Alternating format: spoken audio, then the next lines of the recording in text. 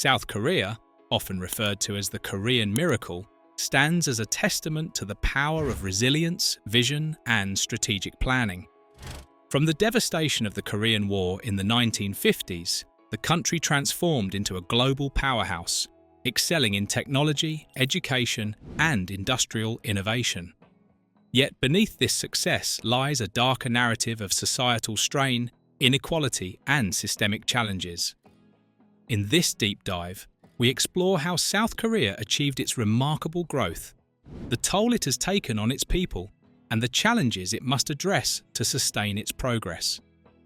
The post-war landscape, a nation in ruins. The mid-20th century marked one of the darkest periods in Korea's history. After decades of oppressive Japanese occupation, 1910 to 1945, which deliberately kept Koreans uneducated and excluded from skilled jobs, the country faced a brutal division into the Soviet-backed North and US-backed South after World War II. This division culminated in the Korean War, 1950 to 1953, leaving South Korea's infrastructure in ruins, its economy dependent on subsistence agriculture, and most of its population illiterate. In 1953, South Korea was one of the poorest nations globally, with an economy heavily reliant on foreign aid, especially from the United States. The prospects for growth seemed bleak, but this period marked the beginning of an unprecedented transformation. Leveraging foreign aid and a strong partnership with the US, South Korea embarked on a mission to rebuild its economy and redefine its identity. Chaebols, the cornerstones of industrial growth. The 1960s were a turning point as South Korea's government, under the leadership of President Park Chung-hee, prioritized industrialization. The strategy was unique.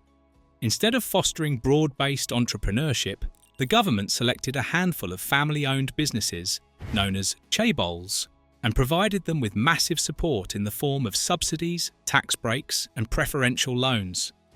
Samsung, Hyundai, and LG, among others, became symbols of South Korea's economic renaissance. These conglomerates were tasked with spearheading industrial growth and aggressively expanding into global markets. Their focus on electronics, automobiles, shipbuilding, and other high-value industries not only brought prosperity, but also established South Korea as a key player in international trade. However, the chaebol model had its flaws. Over time, these conglomerates grew disproportionately powerful, accounting for 85% of South Korea's GDP. Despite their dominance, they contributed only 10% to employment, creating a disconnect between corporate growth and public benefit. Additionally, their monopolistic practices stifled competition, and their influence over politics hindered regulatory reforms. Scandals, such as the imprisonment of Samsung's vice chairman Lee Jae-yong for bribery, highlight the darker side of chaebol dominance. Their political clout remains a barrier to economic diversification and inclusive growth. Education fever, a nation obsessed with learning. South Korea's education system played a pivotal role in its economic miracle. Recognizing the need for a skilled workforce, the government invested heavily in expanding access to education. By the 1980s, education fever had gripped the nation, with families prioritizing academic success above all else. In 1945, only 22% of South Koreans could read or write. By the 2000s, South Korea had become the most educated country globally, with over 70% of young adults holding university degrees. This rapid transformation was driven by societal expectations that equated education with success. However, this relentless focus on academics has created significant challenges. The competition begins early, with children as young as 5 attending after-school academies or hagwons to gain an edge. Families spend an average of 16% of their income on private education, leading to financial strain and emotional stress. The consequences are profound. Students face immense pressure to excel, often at the expense of their mental health. Despite these sacrifices, many graduates struggle to find jobs, a phenomenon known as education inflation, where degrees lose their value due to oversupply. The workforce, hard work, or overwork. South Korea's industrial boom also shaped its work culture, instilling a relentless ethic of long hours and unwavering loyalty to employers. Employees were expected to prioritize their companies above all else, including family and personal well-being. This culture persists today, with South Koreans working some of the longest hours among OECD nations. Yet, this dedication hasn't translated into high productivity.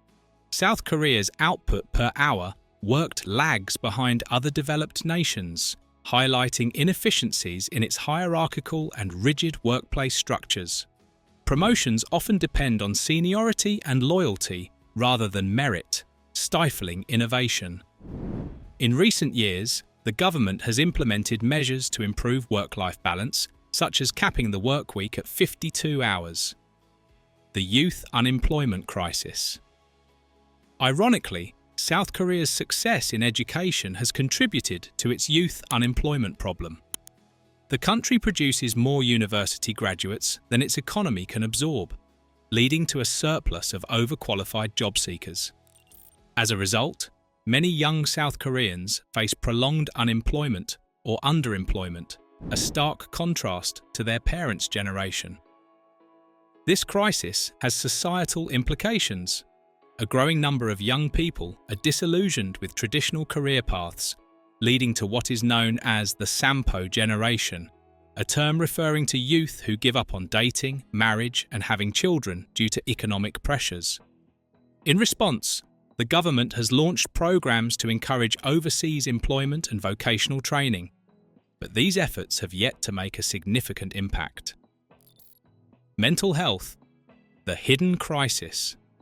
South Korea's rapid modernization has come at a steep emotional cost. Despite its economic achievements, the nation ranks among the lowest in global happiness indices. For nearly 2 decades, South Korea has had the highest suicide rate among developed countries, with mental health issues exacerbated by societal pressures and economic uncertainties. Efforts to address this crisis include government campaigns to reduce stigma and expand access to mental health services.